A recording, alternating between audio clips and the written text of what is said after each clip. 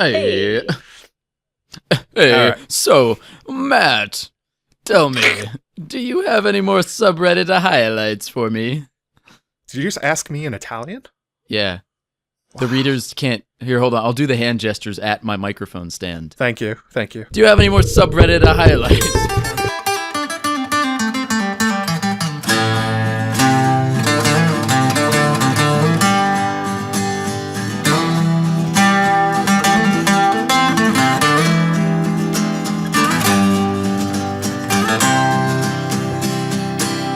Welcome to Maester Monthly, your favorite pseudo-monthly podcast hosted by the moderators of the Song of Ice and Fire subreddit.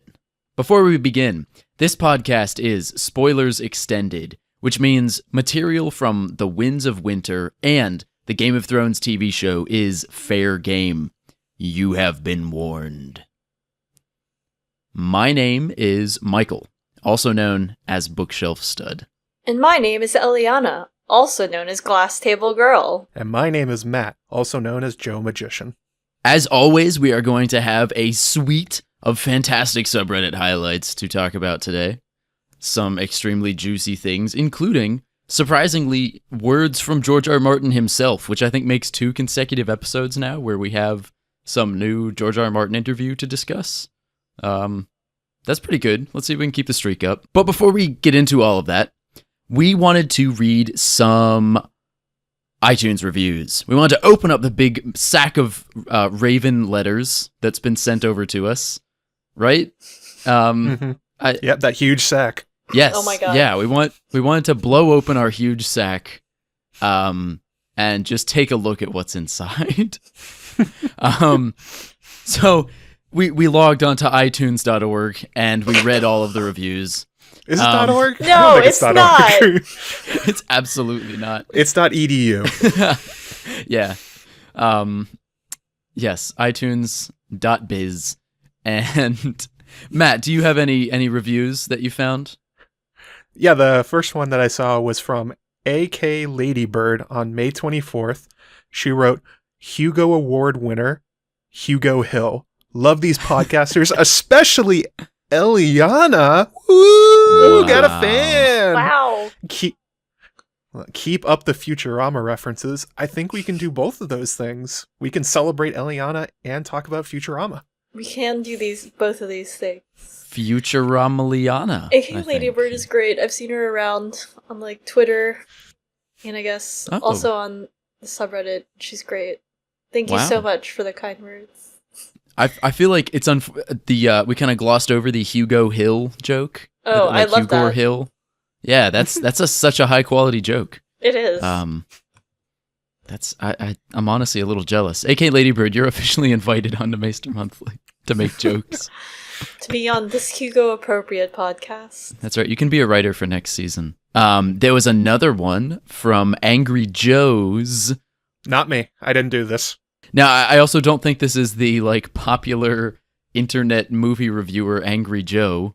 This is probably not his alt, but you never know. Who? Angry Joe's says, now I've signed up for Reddit, and I can't stop reading all this stuff. I've got things to do, damn it. May the others take you. And for the record, this was a 5-star review, so while we may have personally offended Angry Joe's, it sounds like at least he enjoyed the content, right? Yeah, productivity is overrated. Why would you do that when instead you could just go on Reddit? And just lose months at a time.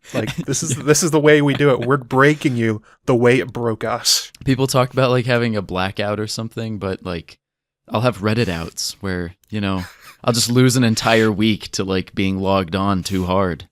That has happened to me though, not just being oh my god, I just wasted 15 minutes on Reddit instead of, I don't know, buying breakfast. Yeah. But that's an interesting, that's the activity that you set aside. This happened to me last weekend, so yes. Oh. I was supposed to go buy breakfast and decided to just look at dank memes instead. This is also how I ended up on Maester Monthly. I blacked out for 2 years and was on a podcast, so... And then we have a review from Jane 2520. So this is from the future. This is from the year Whoa. 2520. And Wait, Jane Poole? oh, what? Jane Westerling? Wait, does this mean that Aswaf takes place in the post-apocalyptic Oh my future God. of 2520? You shut your dirty mouth. Oh. Eliana, go on before this nonsense continues. Okay, so Jane says that they offer their own deep, enthralling, spicy hot takes, all the while asking questions such as, are there dingoes in the village? Did we ever ask that? What is that a reference to? Did we do that? I've I think Aaron was the one who made these questions and references. Yeah, right. Okay, yeah, He yeah, asks the dingoes. the important questions. This sounds like a Seinfeld joke. I wonder how we work that in. Seinfeld? I don't know. You know, the dingo got her baby. Yeah. How do you not know that joke? I'm not white enough. Oh, that is real true. That's fair. Another iTunes review is from user B Lung. These guys are definitely maesters who have forged their platinum link for awesomeness. Aww. Now, I'm not sure if that's what the platinum link is for. Yeah, I was about to say, I don't think you're correct, B. Lung. So, like, I'm not sure which chain it is, but definitely not platinum. Hold on, All right. I'm looking it up right now. I'm going to look up. Can you hear me typing? I'm looking it up on the computer. Oh, you know what? So platinum is a link, but it's not known what discipline it's for. Could be the discipline of awesomeness. Maybe Belong is more of a maester than we are. Perhaps we are just maesters and Belong is a grand maester. Oh. B. Lung, I think you should rate yourself higher. You are an A+ lung. Damn it. Although, I'm noticing one of the maester links is for Electrum. Yeah. Is that a metal? It is a metal. Electrum. Yes, Electrum is a metal. It's also a Pokemon? No, it's not a No, Pokemon. that's No, that's that's Electrike. Pokemon. Electrike, I think. It's Yeah. like a dog slash line. It is. That's Also Electrode. Mhm. A Well, the first classic. result is it's a Bitcoin wallet, so I'm going to say that's what it's for. This Uh-huh. is the link for Bitcoin. So you can get your like a maesterhood in cryptocurrency at Yeah, the that's how Citadel. you pay the dues.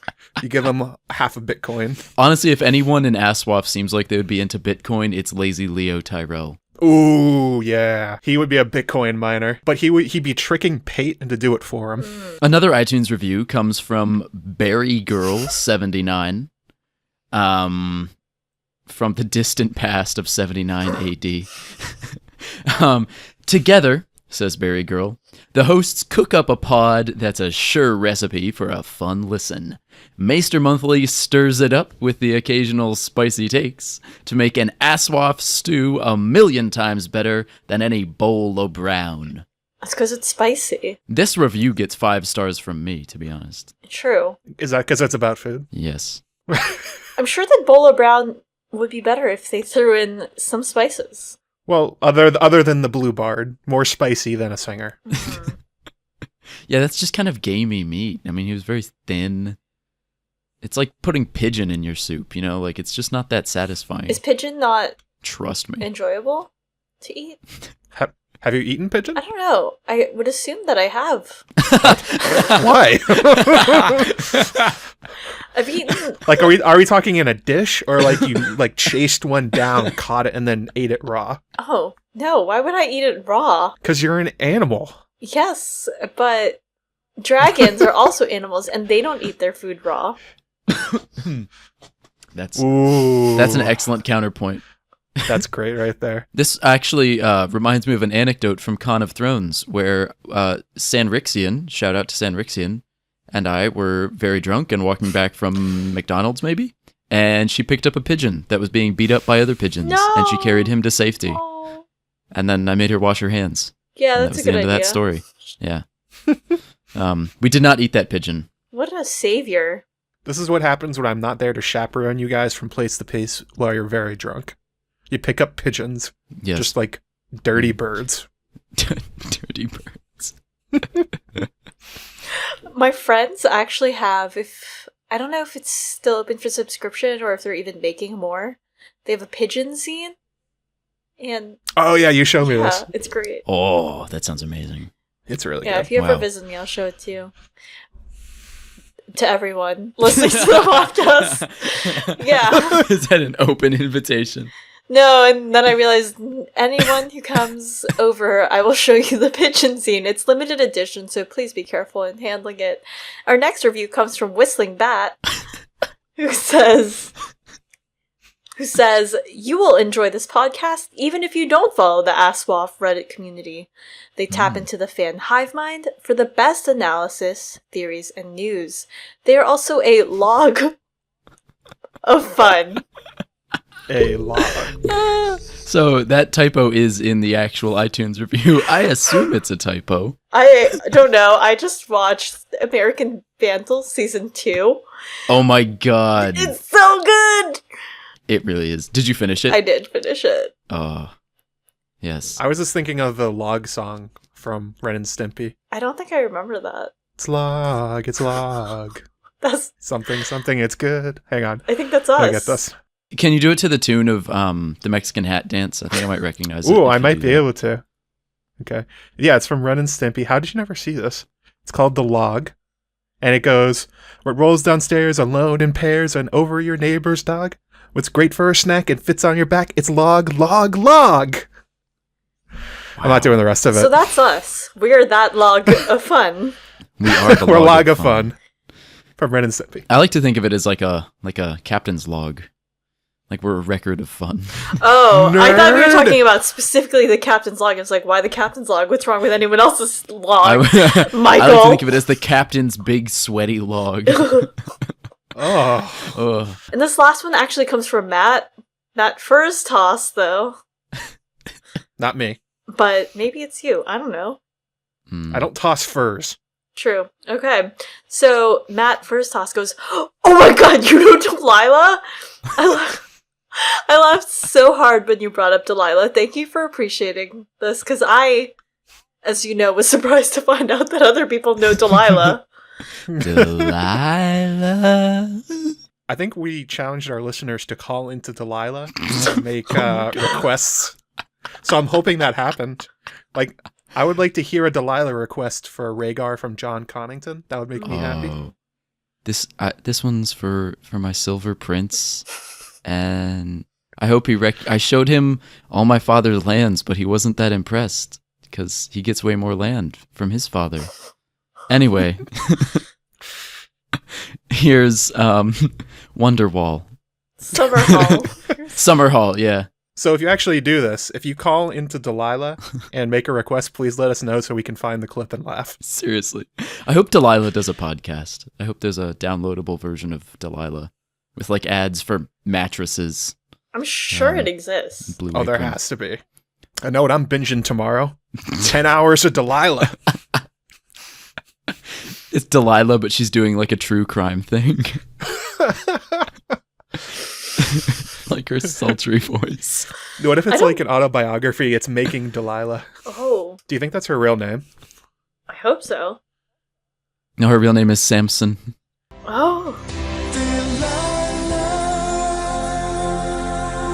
So, before we get to our subreddit highlights, we are also going to do a little discussion question, introduction question, as we do every time. And this one comes from the subreddit, so it's kind of a subreddit highlight in its own way. This post is by Oz Kangle, and Oz Kangle asks, what's your guilty pleasure theory? What's a fan theory that has been, debunked, invalidated, or it just doesn't make sense, but you still champion it, and you still believe in it, even though you know it's impossible and could never be, much like Jon Con and Rhaegar. So yeah, what are your guys' guilty pleasure theories? I like this question. So there ends up being quite a discussion as to whether or not this counts, but this is what I'm going to suggest for my guilty pleasure, which is the same one that user, the Marinator, with an E for Marinator. So Marinator? The Themerinator? There's a 12 at the end too. So the Marinator 12 says that Oberyn was poisoning Tywin during his stay in King's Landing up to the trial by combat. For anyone who's unfamiliar, the idea is that Oberyn and Tywin were dining together before the trial by combat, and then that's the reason that Tywin was so constipated and on the toilet, leaving an opening, of course, for Tyrion to come find him. It was because he was being poisoned by Oberyn. Oh, damn, this all comes back to American Vandal Season 2 all over again! Oh my god, it does. It's all about Oberyn, the turd burglar. That's exactly what it's about. People who are listening to this podcast who have not watched American Vandal are not going to find this funny. Or somebody that's on the podcast and never watched it. Yeah, but no, I love the Oberyn poison Tywin theory. I think Sean Collins wrote it up on his blog like years ago, which is still a pretty good write up. So I recommend if you're looking for more on this theory, you check out that one. But yeah, it's one of those ones that like it's probably never going to be proved, right? Mm-hmm. I mean, given that the principal actors are both dead. I could have sworn that I saw something once that had debunked it, but the other evidence, I guess, that people give is that Tywin's corpse was smelled foul and seemed as though it was degrading much faster than usual. Yeah. Though, of course, this could just be a metaphor. Whatever. Yeah, I mean, George, I think, has like referenced it being a metaphor, but it doesn't mean there can't be a practical explanation, I think. My favorite debunked guilty theory, never gonna happen thing is a very deep cut in the Joe Magician lore. It was the first post I ever wrote, and it was that Arthur Dane was still alive. Oh. And whoa. That was my first post. And that is guilty. Yeah, that's good. It was bad. It's a bad theory. But I love it because you hear so much about Arthur Dane, and he's built up in this really big way, especially as you get into Jaime's chapters. And even Jon Connington, I think, is thinking about him at some points. That might not be true. I'm not sure. And then it's just like, he died at this one point and then he's gone. In normal fantasy stories, that's the kind of character you expect to show up later, especially since he was in such a crucial position at the Tower of Joy. Like going up to Jon and doing his best like Hagrid, like, you're a Targaryen, or something like that. You're a Targaryen, Harry. I'm a what? Essentially. Yeah, they find Jon underneath the stairs. You're a wizard, Jon. They keep trying to send letters into Castle Black. It's not working. You're going to take your fucking parentage. You're going to go to the fucking castle. You're going to fucking like it. I'm not good at this accent thing, but I don't even know what accent Hagrid has. Especially in that video. Yeah. Wow, that is a deep cut. That is my guilty pleasure. I'm going to throw this out here. That happens in Memory, Sorrow, and Thorn, a series that helped inspire George, and which I try to bring up like a drinking game every time I speak to someone. Mm-hmm. There is a legendary knight in that series who is supposed to be dead, but it turns out he was basically just like got a brain injury and then slowly recovers over a couple decades, like without knowing his identity. He recovers his identity and then kills a bunch of people and reveals some secret parentage and then disappears back into the night, I'm pretty sure. So wow. I'm just saying, it's probably not happening with Arthur Dane. No, definitely not happening. But it has happened in other fantasy works that George likes, I think is as fair as we can be to that deep cut. It's a common trope. Like, I don't know if you guys have ever read the Night Angel series. This obviously came after A Song of Ice and Fire, but it's a very popular fantasy genre thing. And the same thing happens where all these characters that are nobodies end up being like these heroes that have died long ago that nobody can believe is actually still alive. It happens all the time. You're not crazy for thinking like, I wonder if Arthur Dane's coming back. Right, but I see. The idea is sound. The evidence is not. Night Angel is also the name of Delilah's podcast, actually. So that's oh. It all comes back around. To Delilah. Delilah Blint? What? Does nobody else gets that? Okay, that's fine. Moving on. It's a character from Night Angel. Oh, all right. This one's for all you Night Angel fans out there. Don't read past the first book. That's not a glowing review. Nope. All right. So if I have to pick a guilty pleasure theory, I don't know that this one's actually been officially debunked, but It's a classic. It's probably, I have a very distinct memory of the first time I ever saw this theory. I was on vacation with my family in high school, and I was logging onto the subreddit, and I barely had internet at this like vacation house that we were at.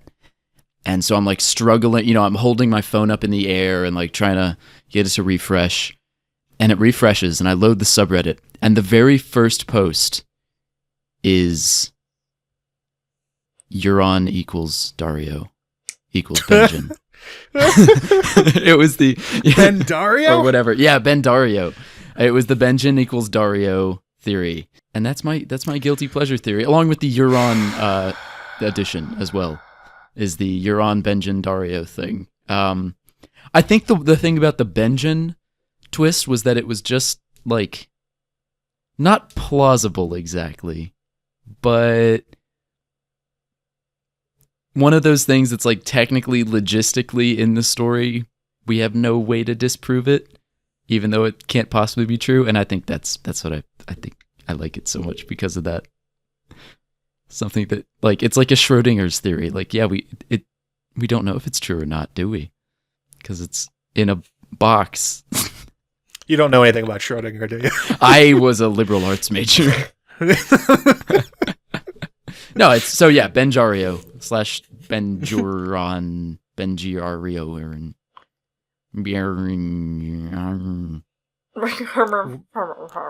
Is it just like a mind blow thing that you like about it? Like, is there some sort of connection between the characters? It's a classic.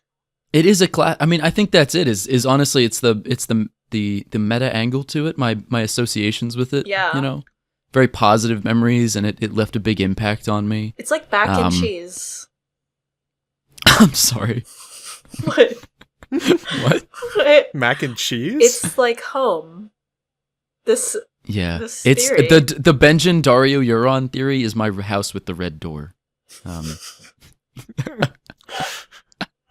just imagining Michael in a house with a red door with Benjen, Dario, and Euron just all cuddling him. Oh. But it's all one person. Could I get some fan art of that? The triple god. Oh, wow. Nailed it. 3 heads have the dragon. The mother, maid, and crone. All in one. So wait, which one of them is... If Benjen, good Dario, question. and Euron... Benjen's the maid.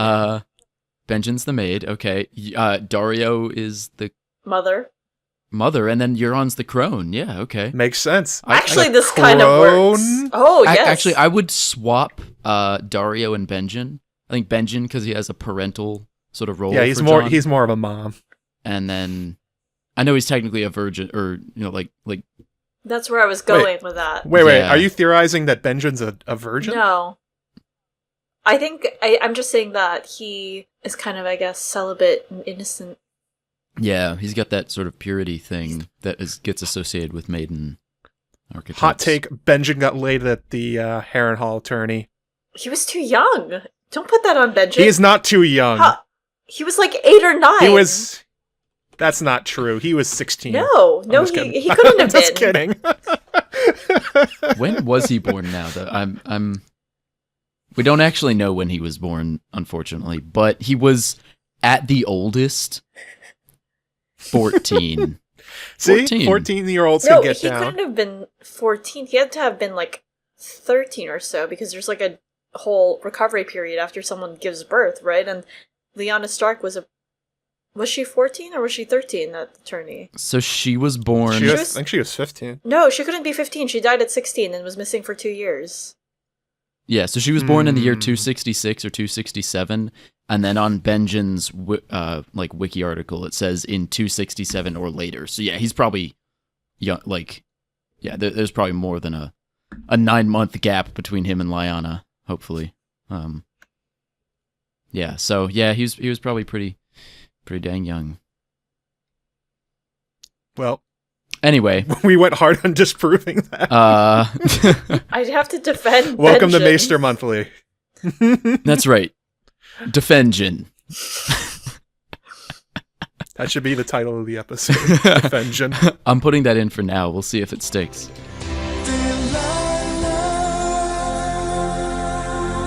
So to kick off our subreddit highlights, I want to share a post from user Jonal1i, which is probably a character in the backstory who I don't remember.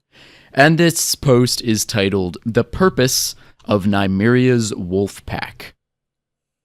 And this is a fairly lengthy post, but a lot of it lays out what Arya has experienced so far in terms of warging, in terms of her connection with Nymeria and her Wolfpack, and then also lays out the connections between the direwolves and Tyrion, and how through most of, particularly in the first book, Tyrion is really not antagonistic exactly with the wolves, but he's threatened by them.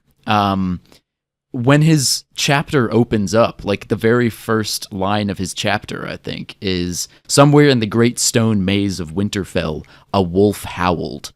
And it, it's this very haunting image, and it stays with Tyrion. And so the theory becomes that basically Arya and her wolf pack will actually do battle with Tyrion and, by proxy, Daenerys. This is backed up with some stuff throughout the books. One example is a comparison between Dany's forces and the Bloody Mummers, who Arya attacks while in Nymeria. She attacks a group of Bloody Mummers who are made up of Pale Lyseni, an Ibonese axeman, a Dothraki warrior, and a Dornishman. And the user points out that this could be foreshadowing a Pale Lyseni being Dany, or maybe Tyrion, since he's kind of pale blonde. The Ibonese axeman could be Jorah, because he's so hairy, and I guess Ibonese guys are hairy. The Dothraki guy obviously connects to the Dothraki, and the Dornishman connecting to the Dornishman, Garrus, and Archibald, who have sworn their swords to Dany. Anyway, it's a very long post, but a lot of it is this really solid sort of textual analysis of breaking down Tyrion's connections to the wolves and how there's a build-up towards some confrontation between the wolves and Tyrion. I can confirm who Jonel One Eye is. His name is Jonel Stark. He was the second son of Cregan Stark and had one eye. Whoa. That's my contribution. One thing that was pointed out in the comments that I thought was astute from the Redditors that read this is that a lot of the evidence that from Tyrion and the Wolves is really from the first two books. And that's from when George in the original plotline had Tyrion set up to be a villain versus the Starks. He would eventually sack Winterfell, burn it, maybe switch sides at some point. So a lot of it was foreshadowing that Tyrion would become the villain that he has not become so far in the books, but still on the table. But there are some good arguments that a lot of the wolf talk in Tyrion's POV has disappeared since then. So maybe George has kind of let this one go for a little bit. To play something like a devil's advocate, I don't know that it's completely let go in that the character that we see eclipse Tyrion's role from the 1993 letter definitely strikes me as Theon. With the burning and the sacking of Winterfell, as well as similar character motivations, right? Wanting to please their father, probably regretting it later. George has said that this wolf pack is obviously going to play a role later in the books, and kind of has to, because why else would he put it there and still build it up? The wolves obviously have to still play a role, and Tyrion is obviously going to be part of some sort of invasion with Daenerys, and it could still play out in such a way that the wolves and Tyrion would come to a head.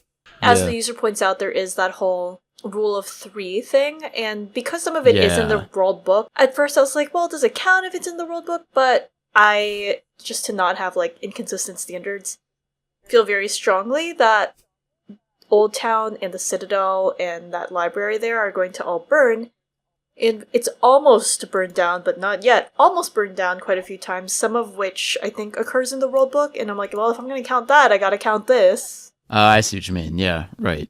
If you're going to be consistent in your theories, your theory practice. Mm-hmm.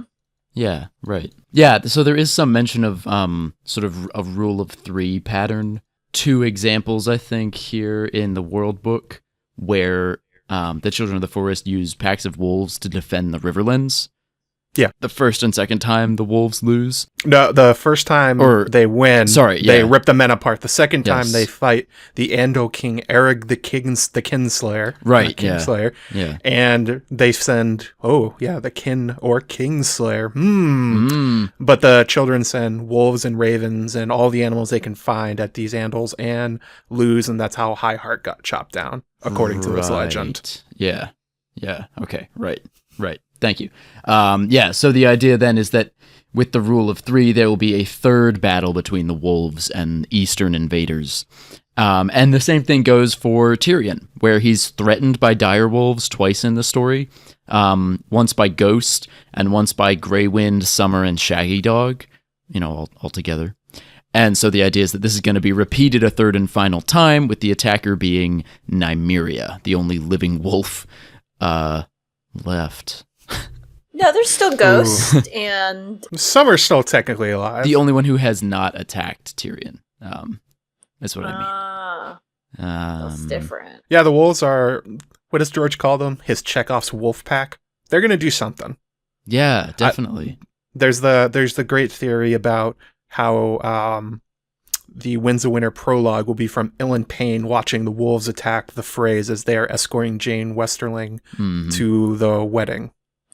Mm-hmm. Sure, but yes, the way that I've seen the prologues operate is that they kind of set something up, and also the epilogues. So they set something up, and they have like a reveal that's going to come into play later. So even if the wolves did happen at like a second Red Wedding, it would still have to come back and do something else. Like, for example, the epilogue introduces Lady Stoneheart, and then we're like, oh shit, and then like Lady Stoneheart comes back later, or how Chet's prologue is like, it's introducing the others, and then we get the aftermath of it from Sam's POV, and then Pate the pig boy. Right. So setting up Jack and Chekhov's Wolfpack is definitely a factor here, because it's definitely going to do something. I have sort of a personal theory that's a little different from this user, and I don't really want to overshadow them, but also I'm just going to throw it out there. Which is the idea that Arya will die, Jon will go south at some point, and Arya in Nymeria will recognize Jon and lead the wolf pack as like his army, and she will be like his wolf general in Nymeria. That's, a little dark. It's a little dark, although there's the ultimate evidence against it in that George's partner Paris will leave him if he kills Arya. I thought... Do it, George. Damn. Be a legend. I thought that was a rumor and like a joke. Yes, it was. It's also a joke right now. I just don't know. Have we actually seen that? Public service announcement. It's a joke. Have we seen him kill Arya and then Paris leave him? No, we have not. Have we seen? Fuck off. Have we seen that? A direct quote of that? Yeah. I don't know, to be honest. I've only heard it through the fandom. Are you looking it up, Michael? Of course I am. Okay. I think that's from... Can you hear me looking it up? Okay. We probably should have removed this post talking about it, because it's like a fanfic of Gurm talking to Paris. Oh. This is really weird, and it's on our subreddit. How long ago? 6 years ago. That's why it's not removed.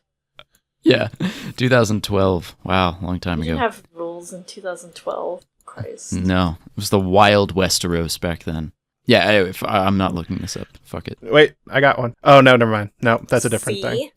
Yeah, I don't know if there is a direct source. Like, it's all this, like, secondhand stuff on that. Who knows? So don't believe everything you hear out there, Asswaff fans. Asswaffles. Asswaffles. It reminds me of how people say that George has said that he's not going to let anyone finish A Song of Ice and Fire, and that he's, like, I don't know, gonna burn his notes or whatever. Which is not true. He hasn't said that he hasn't said that he wouldn't let anyone finish the story for him.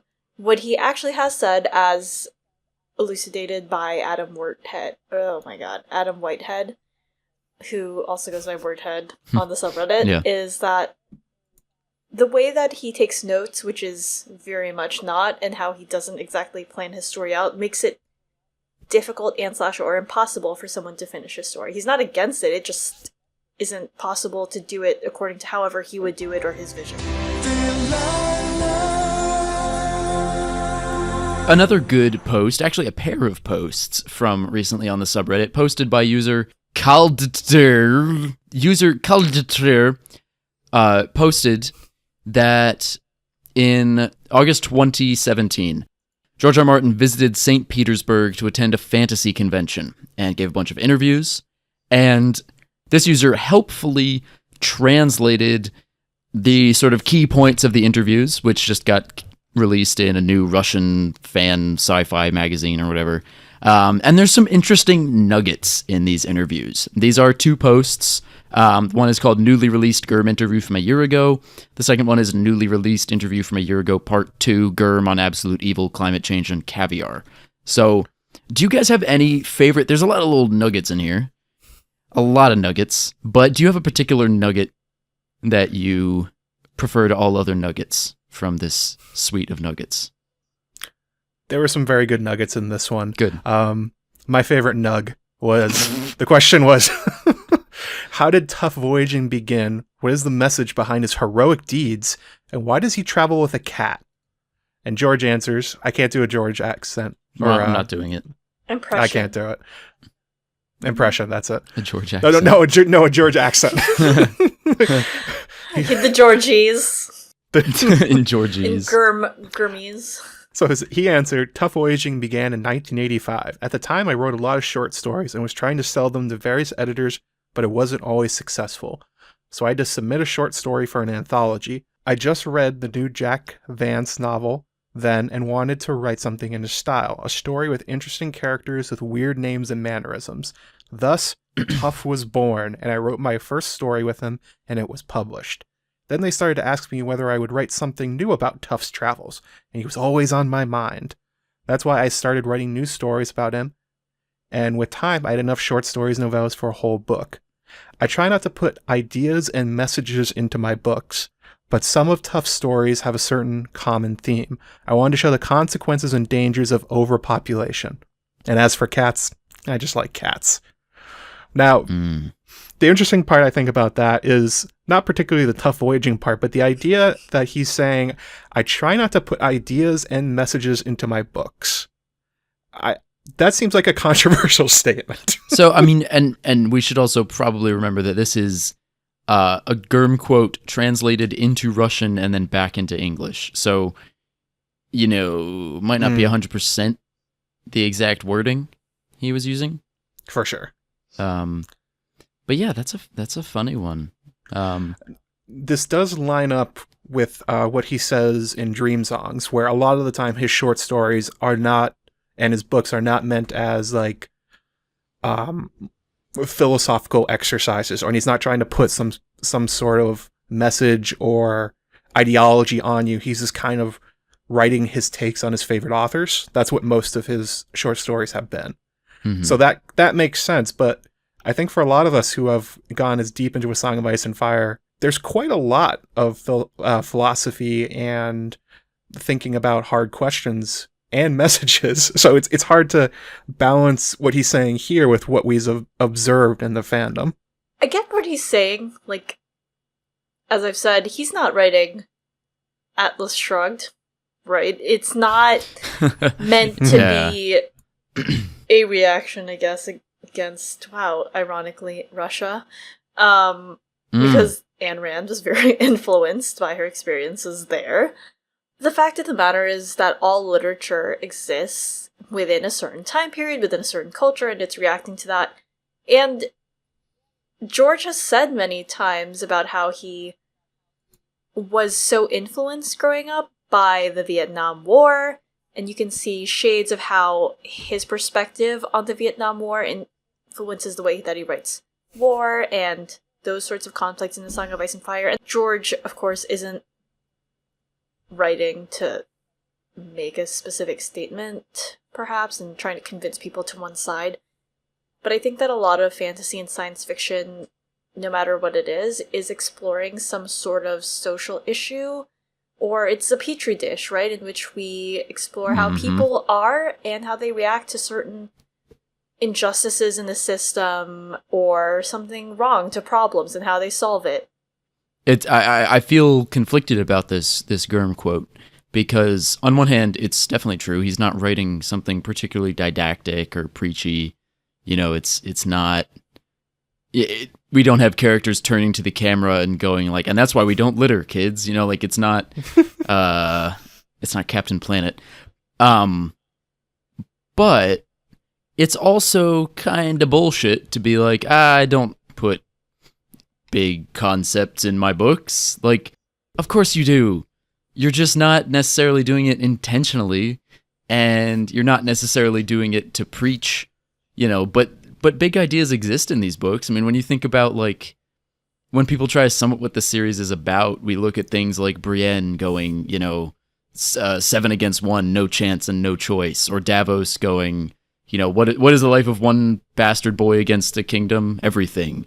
And these kind of moments that feel really important to the eventual end. And that's not to say that this means this is Gurm's philosophy, but it's also, there are ideas in these books. And I'm sure George isn't saying like, I'm just an idiot who's with a typewriter who like just types and I don't know what the words mean. But I don't know. I wouldn't mind if some authors were sometimes bolder about putting ideas in their books, because then they'd be committing to something, I guess. Maybe that's a controversial thing to say. I don't know.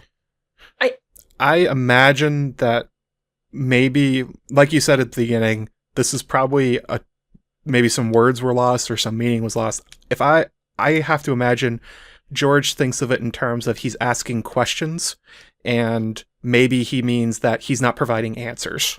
And maybe that's what's going on. I guess, yeah, because you could rationalize what we're seeing in the books with what he's saying here if you frame it that way. And I guess, I don't know. There's a question later on in the interview where the interviewer asks, George, is there such a thing as absolute evil? Which is, first off, quite a question. That's a question. Wow. Is George the one that we ask about, like, moral questions such as this? He's the arbiter of, like, moral goodness. Is he goodness. the Pope? Yeah. Pope George. Of starry wisdom. Ooh, yeah. But, you know, and he says no. He says he doesn't believe in absolute evil. That he always believes that there's a path of redemption. And, you know, talks a little bit about his philosophy there. And that is a philosophy. Like, his belief that there is no such thing as absolute evil, that is an idea. And that's in his works. And it's fine that that's in his works. Like, that, I'm not complaining about it. I think it'd be nice to recognize that, like, yeah, when I write these books, I write them from a perspective of there's no such thing as absolute evil. So you're not going to find me putting in characters who are absolutely evil, waking up going, what horrible stuff can I do today? Like that's an okay thing to say. I don't know. Maybe I'm overreacting. I just think that statements like, the common people pray for rain, healthy children, and a summer that never ends. It is no matter to them if the High Lords play their Game of Thrones, so long as they are left in peace. They never are. I just don't think that's not a statement. I guess maybe what could be argued is that George isn't necessarily saying, or the story isn't saying, like, and Jorah Mormont was right for saying that. It's telling us this idea through Jorah Mormont, who's, like, not a good person in the books, especially. Yeah, right. And therefore isn't giving you a qualifier or telling you should definitely believe this. But the way that it is written is such a platitude that, of course, it's meant to be taken as some sort of value statement. Yeah, right. Or even, I mean, you look at, like, Jojen, who's like, oh, a reader lives 1,000 lives, or whatever. You know, and, like, I mean, that's a pretty innocuous one. But, yeah, obviously, that's Gurm being like, hey, you read books, you're cool. You know, like, it's an idea that's in there. I don't know.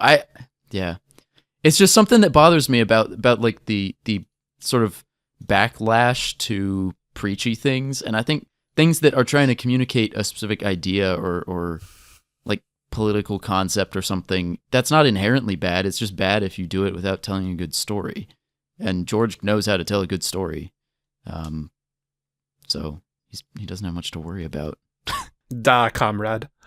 Just to give a little bit of context back, the question was specifically about Tuff's heroic deeds. So yeah, if you want to take it in a far less grandiose or high level thing, he could be saying like, don't do what Tuff did. Like, I'm not writing a roadmap for your life kind of thing. I think that's a good way to sum this up. Because even with, like, everything that characters say, like you were just saying with Jorah, Eliana, like, they come out of the words of unreliable characters and very human characters, so you can't take anything in Aswaf as, like, 100% a message, and I think that is definitely what Gurm is saying. That's his point. So my quote was, the interviewer asks, "How do you tell a dragon's sex?" And George says, "It's very carefully. really it's really difficult to determine a dragon's sex. Usually my characters only find out it's a female when she starts laying eggs. I wonder, again, if there's anything lost in translation, because here's an assertion that I have about the dragons and George's rationale behind the reproduction. During the time that A Song of Ice and Fire, books 1 through 4, especially 1 through 3 were coming out, the popular, like, pop culture zeitgeist during that time was Jurassic Park. And yes. Eamon describes the dragon's, like, sex as changeable as the flame, and I'm just saying, entire whole franchise built off of this, and I refuse to believe that George was not into Jurassic Park. He has, like, a whole post on Not a Blog about how much he loves dinosaurs because the Dinosaur Lords books came out. Oh, yeah. Yeah. And he's like, of course I love dinosaurs. Everyone loves dinosaurs. Dinosaurs are great. So. He has to have. I mean, every American human has seen Jurassic Park, That's right? true. Every human. Every American human. You've definitely seen it once through just watching it. You've seen it twice through Jeff's at That's this true. point. That's true, yeah. I saw a little girl who's the daughter of my mother's friend, I guess, at work, and she's, I don't know, 6 or 7, and she had, like, these sparkly, like, pigtail things, and then all these earrings, and, like, fun, like, colored glasses, and then she's wearing, like, a bright colored, like, Clever Girl shirt with the raptor on it, and apparently she's decided, she's like, I'm not into princesses anymore, I'm into dinosaurs or something, or she's, like, moving into a different phase. Cute. It was super cute. I'm proud of her. She can be into both. There's the dinosaur lords. Why can't there be a dinosaur princess? Are you talking about Bowsette? Oh. Yes, we are. Okay. So that's my This is a quote Bowsette that I podcast, pulled yeah. out from this interview. Great. I mean, yeah, it's definitely Jurassic Park. I like it. How do you tell the dragon's sex? I also like that the interviewer asked that. Yeah. How do you sex a dragon? And then later went for, is there such thing as absolute evil? What an interview this was. That really runs the gamut. Yeah. Is there such thing as Those are the absolute dinosaur? Absolute dragon sex. I think those are the two genders. there are is. how do you sex a dragon and what is absolute evil? Those are. And is dinosaur sex absolute evil? You know what's a show that had a moral question / answer to it? What? The sitcom Dinosaurs. Remember they Oh my God. ended because of, yeah. I don't know, they brought about another ice age or something because they Yeah. refused to address things. Sorry, spoilers to everyone. I don't know if you're planning on watching Dinosaurs. I hope they do. Something about they had environmental destruction. Some bug could no longer make it somewhere, and therefore everything collapsed. It wasn't the meteor that everyone thought was coming. It was environmental destruction. Amazing. Dinosaurs, amazing. dragons. Quick question. Battlestar Galactica. So, if the Jurassic Park thing you're talking about is the nature finds a way, is Jeff Goldblum in A Song of Ice and Fire? I think he should be cast into something. Okay. He would have been a great Doran Martell. Ooh. That I was also thinking Young Eamon, just because Yes. I think The Young Eamon Show, Whoa. starring Jeff Goldblum. That's Holy amazing. shit. let's pitch it. We're Wow. gonna pitch it. This is the new pilot. Wait. He would have made a great Euron. Oh. I Even now? I actually think he would have, because Yeah. he's kind of crazy, you know? He's got that, Mm-hmm. yeah. Maybe Euron's based on Jeff Goldblum. Like, imagine I his character from Thor Ragnarok. Right. And then make him Euron. Yeah, which actually his character from Thor Ragnarok is just Jeff Goldblum. So that's, Or The Fly. I don't know if you guys watched that like YouTube series where the guy eats hot wings with celebrities. Hot ones. What is it? Hot Ones. What? Hot Ones. Hot Ones, yes. Yeah. Yeah. But the episode with Jeff Goldblum is like, I feel like it's like 45 minutes long or something ridiculous like that. And it's astoundingly weird. He's such a weird individual.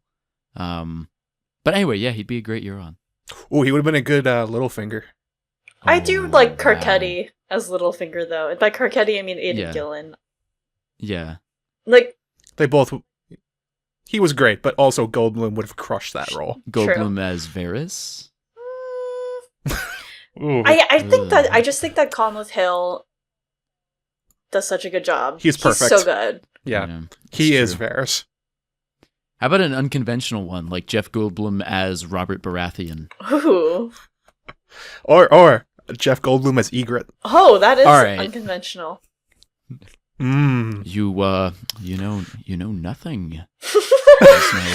We never should have left that cave, John. My quote that I liked, I really like it when Gurm kind of talks about not just the how did you come up with Game of Thrones question, which he gets all the time, but like really specific questions about how things pop up in the writing process. I still want, if I ever get to ask him a question at a con, it's going to be like, when did you start thinking of Quentin as a point of view character? Like, how did that happen? Because I think that's super interesting. But the interviewer asked a fun question. What inspired you to create Ramsay and the Boltons in general?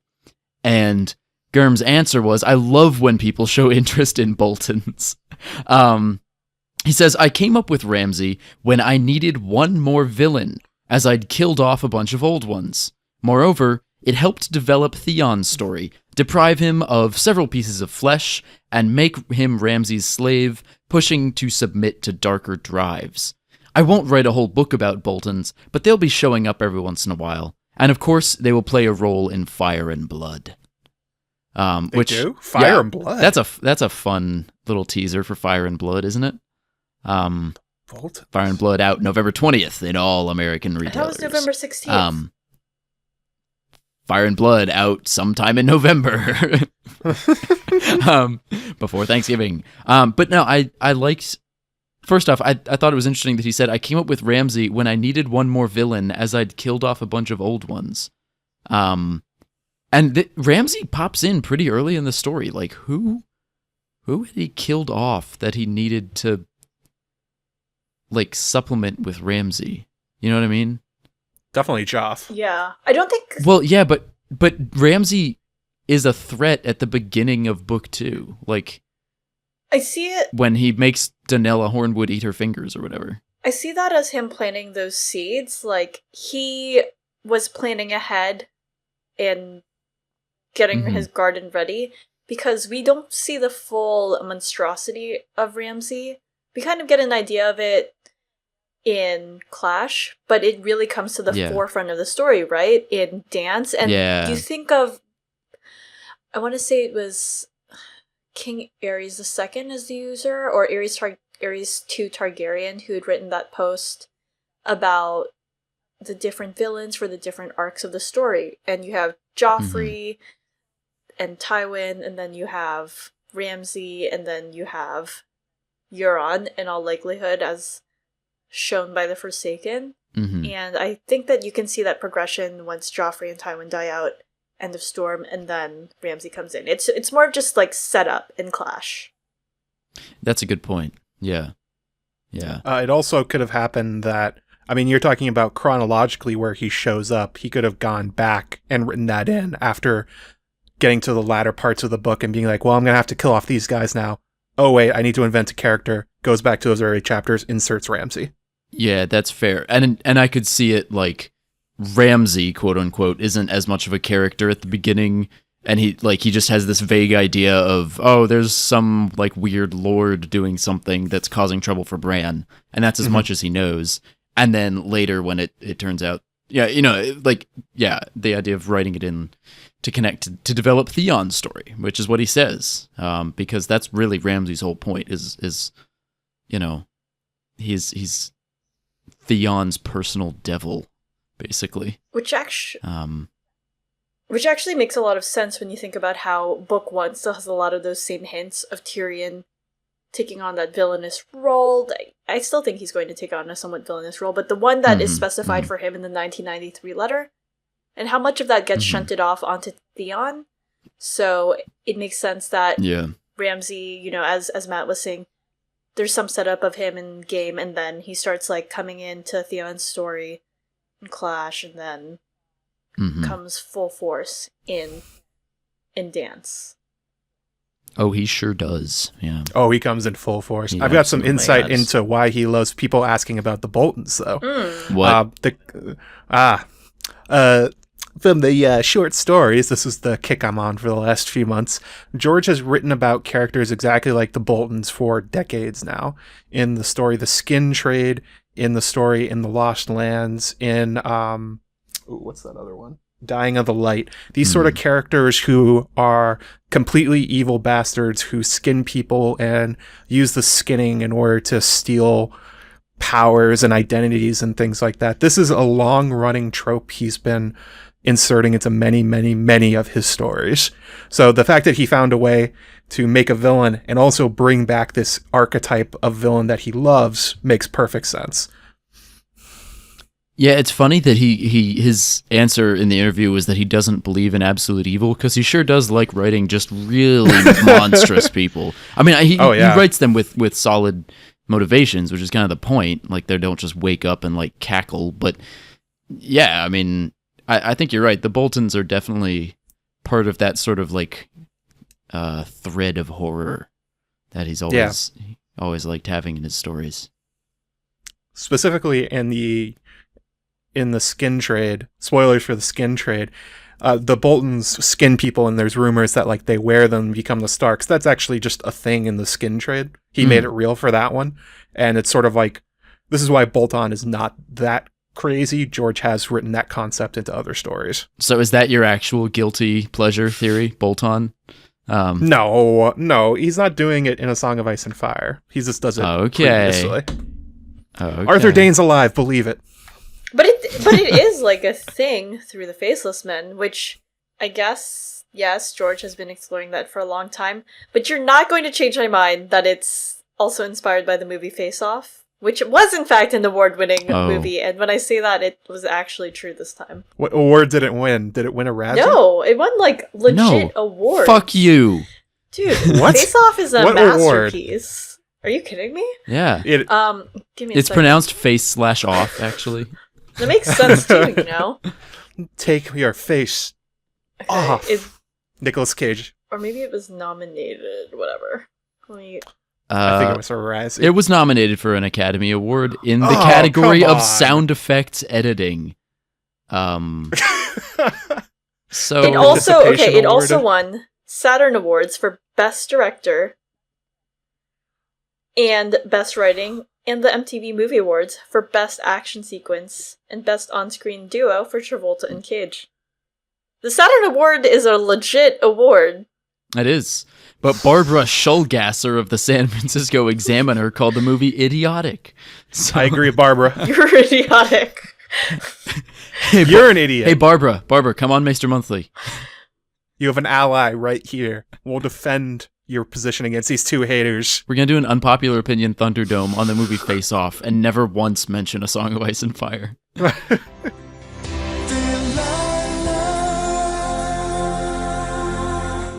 And so that brings us to another post by Steak Eater 137 with the ever pertinent question. The title is Mirri Maz Duur, hero, villain, or something in between. And essentially the post is, was Mirri legitimately helping Drogo and Dany? Or was she getting back at them? What was her role, if any, in the Birth of the Dragons? Or, if anything, in the fire and vulnerability that Dany had at the time? And what was her motivation? What do you think about Mirri? She is a tough nut to crack, as it were. She has so many good reasons to hate Dany and hate Drogo, and really do like an evil genie thing where it's like, yes, I will grant your wish, but it's not what you really want kind of thing. And like when you see Drogo come back and he's basically like his body's alive but his soul is gone kind of thing. And she did grant Dany's wish, I guess, but it's like in the worst way possible. You know? Yeah, like the monkey's paw. Yeah, like As the monkey's paw. Michael likes to say. Yes. There's also the wrinkle that Mirri Maz Duur knows Maester Marwyn. I thought you were going to say Maester Which is- Monthly. Well, she does know Maester Monthly. We're a big fan of Mirri. She follows us back on Twitter. It's great times. She has a sister podcast called Maz Duur Monthly. We should just have her on. The dumbest joke I've ever made. I love it. Keep it. It also, I mean, that bringing that up, the title. there are people who point out something that they like in the books is that the theory that Mirri Maz Duur's name, Maz Duur, is actually a... What is the word I'm looking for? Michael, you're the linguist. Well, I mean, I would just call it a corruption. A corruption. I know yeah. that's not the right word. Cognate? But yeah. Not cognate. I don't know. Now, because Whatever. yeah, Is a... Oh, here the person uses the term bastardization of Maester. yeah, And bastardization. people works. like calling her like that the same way that Maegi, the frog, it might have actually been that she was a magi. Or magi. Right. Right. Yeah. Absolutely. Yeah, no, she's definitely Mirri the Maester, basically Mirri Maester. Maester Mary? Oh. Maester Mirri. Oh. Well, this is Wow. they do follow us on Twitter. Oh my god. I think.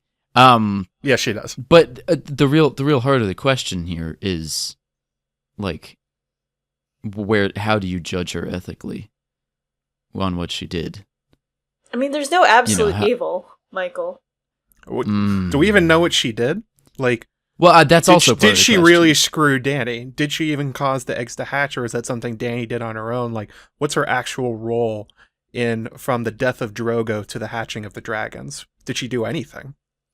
And that's what's fun about it. There's a lot of different interpretations. Like, I know that some people think that from the beginning, Mirri was trying to sabotage everything. I think that at the start, when Dany asked for medical help, Mirri indeed gave it to Drogo. Like, the itching shows that things are probably healing, in my opinion. That's a sign of Yeah. things healing. And Drogo's idea is, I'm going to rip this off and rub mud all over everything. Don't do that. Official Maester Monthly position: do not rub mud in your wounds. Seems like Yeah. how you get an infection, which is exactly what happens. And then from there on, Mirri saw an opportunity because of all of the things that her people had endured at the hands of the Dothraki, and took advantage of that and used that to stop the rest of the Dothraki, to stop Daenerys, so that, I don't know, maybe this wouldn't happen to other people, but that's not how things went. Yeah, I agree that I think at first she was legitimately... I mean, I don't know if there's a Hippocratic oath in the Maester training, but I think she was genuinely trying to, like, treat his wound. Maybe not the nicest person about it or whatever, but, like, you know, just doing what a doctor would do. Not all doctors are very nice, anyway. Exactly, yeah. She had better bedside manner than some doctors. But I think once it became... I don't know, because you can go back and forth on it, since so much of it comes back to her relationship with Dany and her perspective on Dany. Like, does she see Dany is she sympathetic to Dany in the sense that she sees that, you know, she's essentially a hostage wife, you know, and has been sold, taken as a slave? Or is she truly out for revenge against Dany because Dany doesn't do enough to control her crazy barbaric husband, who she has good clout with now? I don't know. Yeah, a lot of it for me comes back to that question, is like, does Mirri hate Dany, love her, somewhere in between? Was she legitimately trying to protect her, or was she like, fuck it, I'm just gonna start doing crazy magic, and if bad things happen, then bad things happen? It could be. And she also fits pretty well into the archetype of sort of like a magician that finds their way into a court, or a healer or something like that. Like, her home had just been destroyed. She sees this friendly queen of the Dothraki who takes a shine to her. I mean, she could be legitimately just doing her best and everything's going wrong outside of her control, just trying to get, I mean, like, her home's gone. She's got to do something if she wants to survive, and being a slave sold off in one of the cities is not a great option. Maybe being at the right hand of the dragon is a way better option. That kind of thing. I think that's an interesting idea that, she saw that possibility. As many people in the start have pointed out, they're like, I don't blame her for wanting to try and stop the Dothraki. And I think that's where I fall. I think that later on, especially when she brings up the magic option to Dany, she knows that it's not going to work, and she's definitely becoming or acting antagonistically to Daenerys' character. And to some extent, it also functions as a way of bringing out some of those worst impulses and bringing out those themes in the story of what is the price that you're willing to pay for the thing that you want. And we're going to see this again, of course, in Stannis' storyline. What is the price that you're willing to pay? It's inherent to the Azor Ahai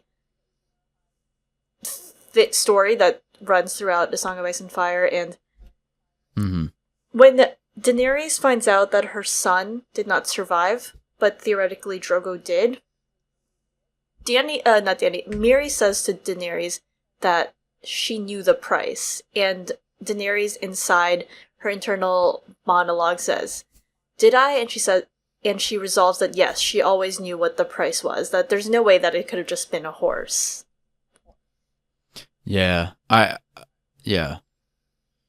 do think that's kind of Mirri is presenting all the options, but she knows full well and knows that Dany should know that these are not good options that she's presenting. Like, she's not saying, "Oh, well, we'll try a different like medicine," and like she's not. She's basically going, "Okay, are you willing to do some dark blood sacrifice? Sure, okay, we can do that. That's fine." I don't know. So are you saying she should have like put up more stop signs, been like more explicit about it? I mean, I'm saying that if she were, if she bore completely no ill will towards Dany and was like truly trying to protect and help her, then she wouldn't have opened the door to magic for Dany. But that because, and I mean, she says to Dany after Rhaego dies, she's like, "Now there will be no stallion who mounts the world, burning cities and trampling nations." Like, and true. I almost think that, and maybe this is, I'd have to go back and read more of the chapters she appears in, but it's almost like she's justifying her using her healing arts to kill someone, to kill this like prophesied baby, that she's like, I don't know. Parallels well with the discussion going on, I think at the same time in King's Landing, about whether or not Robert sends assassins to go kill Dany's child. We actually see it in action. Yeah, that's a good point. Yeah, that they're sending, Roberts is supposedly sending the assassins to stop, a Dothraki horde. Literally what Mirri Maz Duur is trying to do. Of course, what's funny about it is that neither of them succeed because Dany is the stallion who will mount the world. She is the prophesied figure, and even Mirri Maz Duur can't see that. I think bringing in the comparison with Robert becomes a discussion of proximity and relationship, because Robert wanting to kill Daenerys, and Mirri doesn't kill Daenerys, I guess she kills Rhaego and Drogo. She essentially kills Drogo in the end, right? I mean, sure, Dany's... Oh, Drogo is dying Yeah, Dany's anyway. the one who does it, but whatever. The difference is that Daenerys and her child and her people have done nothing to Robert. But Mirri Maz Duur and the Landmen have suffered much at the hands of the Khalasar. And of course, revenge is not a good thing and is not anything that the story is necessarily justifying, but it's more understandable coming from Mirri, who actually was directly affected and had a more just cause, I think, than Robert. I also liked Michael's point, comparing it with Edric Storm and Stannis thinking about, or Davos's quote, like, what's the life of one child against a kingdom? This is like a weird inversion of that, where instead of killing a child in order to empower Azor Ahai, you're killing a child to stop what Azor Ahai would essentially be fighting against, which is sort of like the same thing. In like a very odd way, I guess. So something a little different, though, talking about how she takes on the role of Maester in some ways for Daenerys until, she dies. It kind of introduces us to the idea that, the Maesters aren't necessarily always working in your favor, which is something that Barbary Dustin brings up in Dance. And I kind of feel like Mirri Maz Duur is an interesting first taste of that. That's a good point. And also, it kind of connects her to Maester Cresson in the Clash prologue, who tries to assassinate Melisandre to, again, prevent this sort of like prophesied Fire Lord destruction. We're almost getting into sort of like weird mythical astronomy territory here, because we have these figures, and I don't know enough about that to actually make any jokes, but we have these figures of the Maesters who are actively trying to counter the scary, destructive, fiery magic that they don't understand. And that takes place with the Maesters over the centuries, maybe poisoning the dragons and trying to shrink them down. And that takes place with Mirri, the honorary Maester, trying to stop the stallion who will mount the world, and Maester Cresson trying to stop Azor Ahai via his prophet Melisandre. I don't know. There's kind of an interesting pattern showing up there, I guess. That's true. The Maesters poisoning the dragons. I've always thought that's like maybe the wrong explanation of what actually happened. Because you see what happens to the dragons. Why do they get small? Because the Targaryens put them in the dragon pit. But we know that Septon Barth has laid out that dragons get bigger the more you feed them. So maybe they're not poisoning the dragons like giving them poison food, but they certainly are by maybe giving advice to enclose them, to shrink them down over time. Yeah, sure. Which would be like this, where, like you were saying with Mirri Maz Duur, maybe she's giving advice that does work if you're like, let's say you're a Targaryen, you're like, how do I stop these people from being angry about all these dragons flying around? Well, you give them advice that shrinks them, but you're not telling them the whole cost at the other side of it, that they won't be able to recover, basically. Right. And then there's always the question that muddies a lot of things up. Did Mirri Maz Duur even do anything to Daenerys' child, which becomes muddied with the release of the princess and the queen, and how Rhaenyra's child comes out looking very much like the way that Rhaego was described. Yeah. Did she even do anything? And Sons of the Dragon, all of Maegor's kids that came out similarly. So, although Tyenna of the Tower does claim credit for those, but it's under torture, so who knows? Yeah, it's true. There's some question of like Targaryen, I don't know, fertility problems. And Dany, like in the chapter where she basically miscarries before Jorah miscarries her into Mirri's tent. It does sound like a miscarriage. Like, she's hemorrhaging heavily. She's just undergone enormous like stress and physical trauma because she's being tossed around by some Dothraki. Like, it's entirely possible that by the time she even got into the tent, there was no chance for either Drogo, who smeared mud on his wounds, or Rhaego, who just happened to be one of the many casualties of Targaryen fertility problems. And that Mirri basically did nothing. That's also possible. Mirri takes credit for it. She's takes credit for killing Rhaego, the baby. But yeah, I don't know. But we see similar things from characters like Melisandre and Euron, with ideas of charlatanism, where maybe Mirri does have some powers, but takes credit for things she doesn't actually do. Like Euron does this constantly, where he like he says like the storm god gave him favorable winds when he just got regular favorable winds like everyone else. Or Melisandre in her POV tells the reader that she uses like weird like potions and spices from all these little pockets inside of her dress in order to make effects happen. So it's not necessarily one or the other. It could be a mixture of both. Mirri probably does have some magical power that's going on in this whole sequence of events, but picking out the right one is very difficult. She makes the shadows dance. My lord. With just making like hand puppets. That's really what she did. That was the magic of so Muppets. Like Jorah comes into the tent and she's just like squatting by the fire, like doing hand puppets, and she's like, "Oh, yeah, your baby's dead."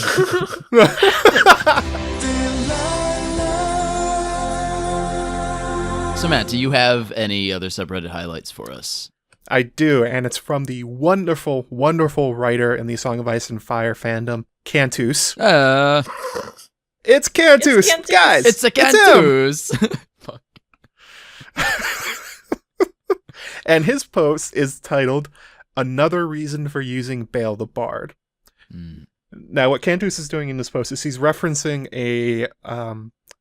his manifesto, where he talks about Mance in the crypts doing some weird glamour swapping stuff with Ramsay. Yes. That's not what this part's about. This part is about why Mance chose the identity of Abel and why he chose to become a singer when he infiltrated Winterfell. And what Cantus argues is that there's a distinct difference between the northern stories that the people south and north of the wall know, which he shows from Jon and Ygritte, where Ygritte starts talking about Bale the Bard, and Jon goes, "I've never heard this version." So it appears there's similar versions for many of the stories and songs they know at the same time. So Mance posing as a singer and as Abel allows him to communicate in Winterfell with the washerwomen, almost in like a beyond the wall code that none of the Southerners, from their perspective, understand what they're saying. And I think this is an incredibly clever and insightful way of looking at that. This is probably exactly what Mance was doing. You can't really swap notes very well. You might get noticed if you're talking to people the wrong way. Theon in these chapters does that all the time. He makes explicit note of who's eating breakfast with each other, who's talking too much.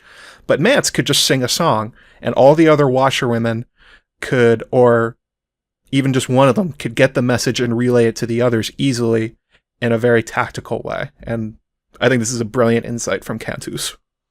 It's a very much classic, like, and I mean this in a very positive way, classic Cantus post, because I believe he had that post a while ago, right? That was theorizing what is in Jenny's song, or what is Jenny's song that the Ghost of High Heart requests. I think it's, as you said, very clever. It's very tightly done, and for a while though, I was like, did we get the lyrics to the song? And that's why I think it's fun. It gives a little more world building as well as to what are the lyrics of the song that we straight up do not get. It's true. We are missing some song lyrics, like the song of the four maidens of the seasons. I don't think we've gotten the one for spring, right? I thought it was summer, but the point stands. There's one of the, we're missing one of the lyrics to that famous song that everyone in Westeros knows. Yes. About the maidens of the seasons. Yeah. No, I mean, I think this post is such a good example of what Cantus is really good at, which is just kind of approaching things with the right framework, thinking about things the right way, and asking the right questions. Elsewhere in the thread, Cantus poses a question that you might never have thought about, which is, did Mance leave Castle Black disguised as Rattleshirt or as Mance? Mm-hmm. And, that's a fair question. It's not something that's addressed in the text. And so I think this post about the song and about how, this song, we're told that it's not something that maybe the northern folk know, it's a wildling thing. It's a great way of taking what's in the text and sort of turning it like a kaleidoscope until everything lines up, which is not the way a kaleidoscope works. But no, I was going to say. Yeah. What is this? What is this tool? I don't know. What is a kaleidoscope that actually forms an image? Like a magic eye thing? Yeah, I think you're thinking of a magic eye. I am thinking of a magic eye. You see the sailboat. Yes. Cantus is really good at making you feel like you see the sailboat when you read his theories, because you feel like he's really cutting to what's actually going on in the story. And sometimes he goes a little far. I mean, I've always thought Showdown in the Crypts, which is part of his great manifesto, is maybe a bridge too far for me, but that doesn't stop me from enjoying the way he approaches the insights to the story, because I think it's a really just a smart style. And he engages very well within the comments too. Like, you brought up the part about Mance and Rattleshirt that Cantus touches on with the glamour.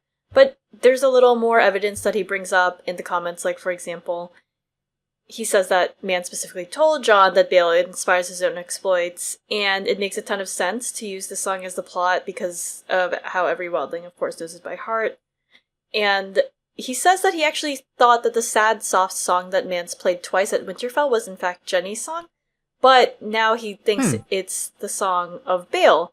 And then he says, given that it seems like a signal to the Spearwives to act, it makes sense. Theon even says it's a song he doesn't know, which is consistent with Jon's knowledge too. Yeah. That's a great comment. And to add even more evidence to this, we see this sort of thing happen explicitly with Wyman Manderley, where he calls for the song The Rat Cook in order to amuse himself, knowing that he has turned the phrase into pies. And so even within these chapters, another character is doing a similar thing where he's using songs to deliver a message, mostly to himself and to his own men, and not for like tactical reasons. It's more rubbing the Bolton's face in it and the phrase face in it, but it's the same idea that's happening here. And I'm gonna get real meta for a second about people in our lives, but as you said, as to how Manderley is using the rat cook as also a signal, or he's maybe even inspired by the rat cook, it talks about how we as people are very much inspired by the stories that we read, even on a subconscious level, and we'll like pattern ourselves after our heroes, or maybe even villains that we're like, oh, I don't want to be like that, or I do want to be like that. We use stories to impart lessons of how people should act. And maybe, sure, life isn't like the stories, but that doesn't mean that they aren't a good guidebook. Absolutely. Snaps. Euron does that. Yeah. Earth on Nightwalker. Euron patterning himself after Earth on Bad Brother. Same idea. I was going to bring up BoJack Horseman, but yeah, that works. You were going to say that Euron patterns himself after BoJack Horseman? Yes. Man, he sees more than I ever thought. I mean, BoJack Horseman, is he patterning himself off of Ray Romano? Are we the stories of BoJack Horseman's world? Who knows? Wow. That's amazing. Sub-question, is Ray Romano in A Song of Ice and Fire? Yeah, Ray Romano plays Jon Snow.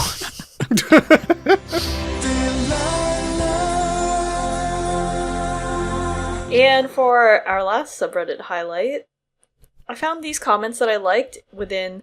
So someone did, I guess, a cross post that reminded them of Jon Connington, and the line that they posted, from Shower Thoughts or whatever, was like, the easiest way to find a needle in a haystack is to burn the haystack. And so, user Vestigial Llama posted these two comments that I really liked as a study of Jon Connington's character. I'm just going to read them aloud. The first one says, regarding Jon, him being a glory-seeking knight is fair and defensible. Him being a terrible general, whose actions increased Robert's popular support and standing, isn't. Connington belongs with the Black Firistas. Ooh. I love it. Ooh, Blackfireistas. I'm gonna stop. Like the Sandinistas. I'm That's gonna good. stop and appreciate that and use it every day of my life from now on. In the Golden Company, Snaps. let me restart the sentence. Connington belongs with the Blackfireistas in the Golden Company. Like all of them, he's a warrior, caste, thrill seeker who doesn't give a damn about his duty to the realm, his obligations as a nobleman, and certainly spares no thoughts for the people who suffered during wars. And then Vestigial Llama 4. Oh, I'm sorry. This is the 4th Vestigial Llama, so I just have to throw in that as part of their name. Jon Connington. Yeah. First 3 were removed by surgery. True. Yeah. Oh my god. Okay. Jon Connington is totally delusional about why he lost the Battle of the Bells. When he occupied Stony Set, he acted like a jerk. He put people in crow cages, imposed martial law and curfew, and basically made the people there feel like the royal government, which is supposed to be legitimate, is treating them as foreigners, while the rebels, so like Robert and them, made fewer demands and were less disruptive. Until the Stony Set, there was no evidence of small folk support for Robert, but Jon Connington provided them propaganda. Compare that to Arthur Dane and his activity against the Kingswood Brotherhood, winning hearts and minds, treating locals like people, paying room and board, and petitioning their grievances and so on. And now, years later, Connington's conclusion was that he was too merciful, and he should have gone Tywin on their asses. He acts as if his previous conduct wasn't self-condemning. Vestigial Llama really Vestigial Llama 4 really sums up Jon Con very well here, particularly the hypocrisy and just the total blindness to what his actual faults were.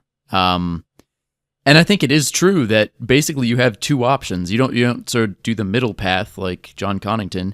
You either have to go full Tywin, or you can not be a total colossal monster and you can be like Arthur Dane. Like, those are the two alternatives. What's interesting about that too in this comment is the contrast between Arthur Dane and Tywin and how that plays into Jaime.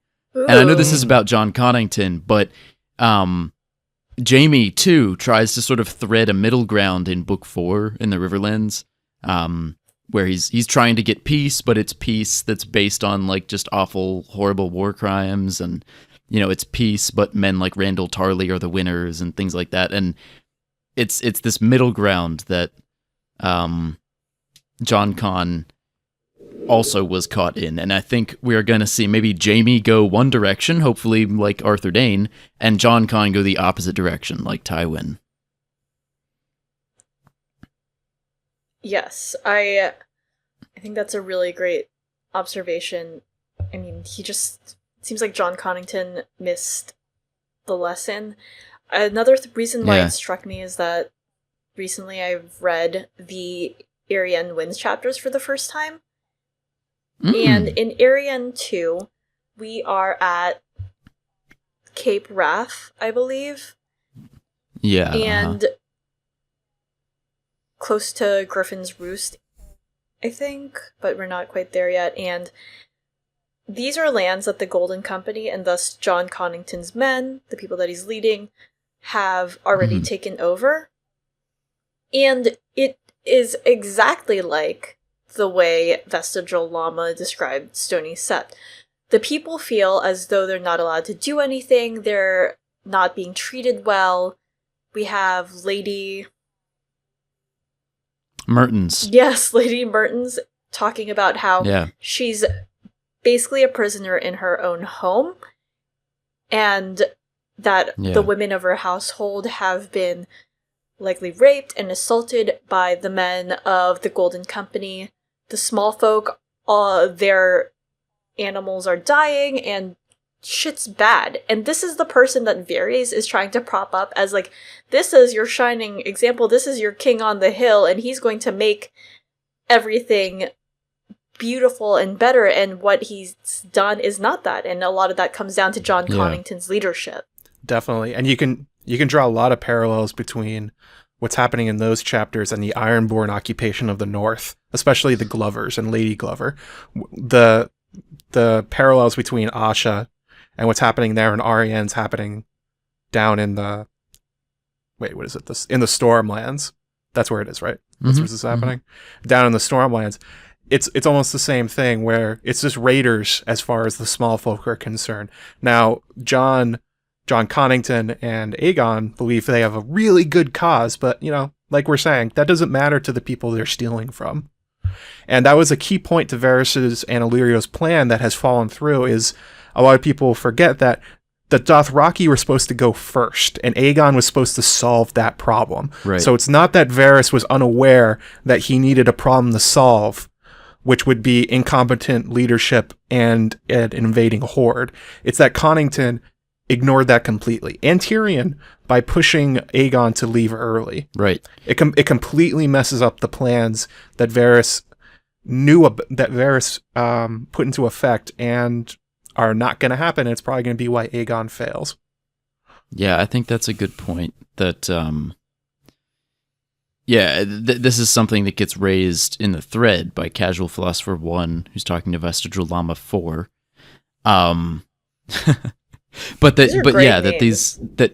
know, this is amazing. That Jon Con is supporting Aegon, whom Varys believes is different and cares for the realm first.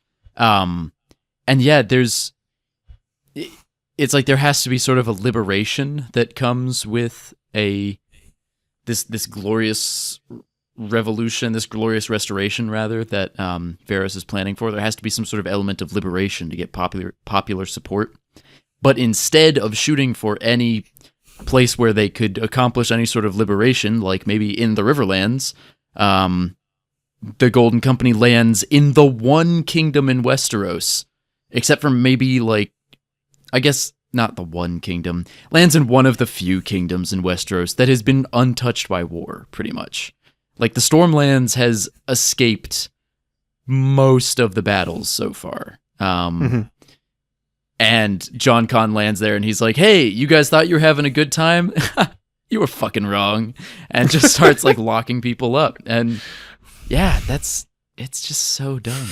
It's not a good strategy. It's not a good long-term strategy. It totally undermines the goal of installing a peaceful reign while trading off for the short-term goal of just getting Rhaegar's kid on the throne before Jon Con succumbs to grayscale. Right?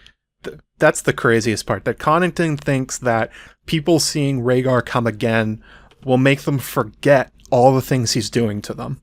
Like, yeah, how far is he in his own head that he loves Rhaegar so much that just a mere shadow of him returning on the wall is enough to make everything right? That's not how it works for anybody, except for maybe him. Is that a Plato's Cave thing? Is that...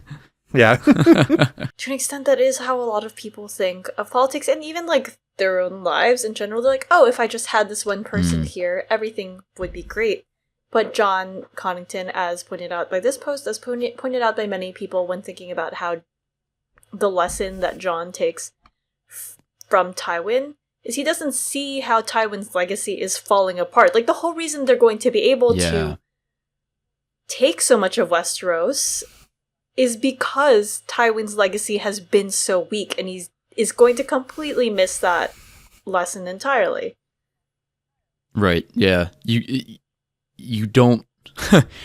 If you come to a feast for crows and you're one of the crows, you can't just create another feast. Like, you can't just keep perpetuating the cycle of creating these, like, you know, blood kingdoms that then get squabbled over for a couple of years, and then someone takes it over, then they get squabbled over. Yeah. Yeah, instead of... Jon Con, you are a colossal fuck-up. You can even see how much of a fuck-up he is before they even leave for Westeros. You remember the scene where Jon Connington goes into the captain's tent of the Golden Company, and he's like, this is Aegon the Sixth, this is Rhaegar's son, and it just like completely falls dead. It's not only that they already know, it's that they don't care. Right. It's like, and that should probably be the metaphor Jon should be picking up for, like, yeah. I wonder if this is what the common people of Westeros are going to think. Yeah, probably. They're probably going to be like, and, like, so what? What does it matter if this is Rhaegar's kid or not? What's he doing for me? Right.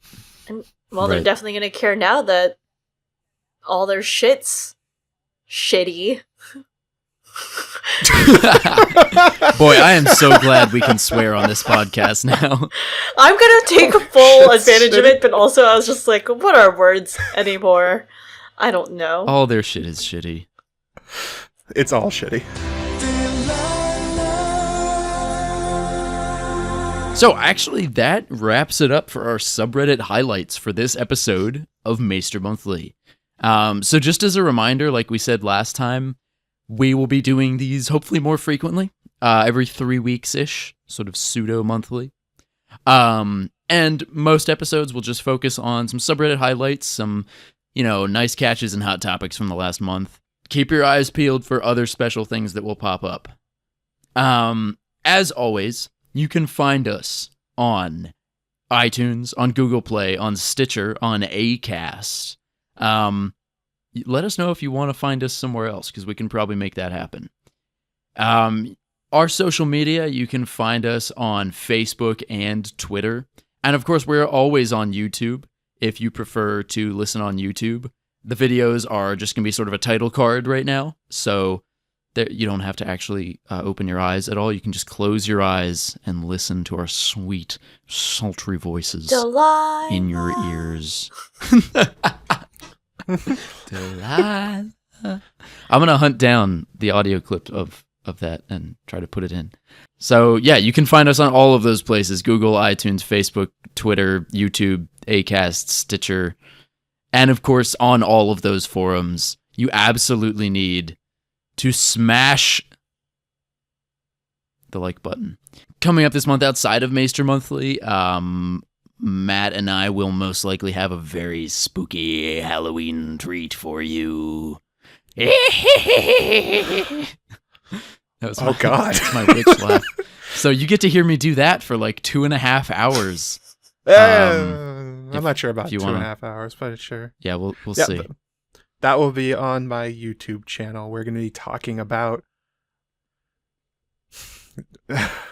How do I even explain it? We will be talking about how Jon Snow is going to come back as a vengeful Frankenstein revenant and murder everybody.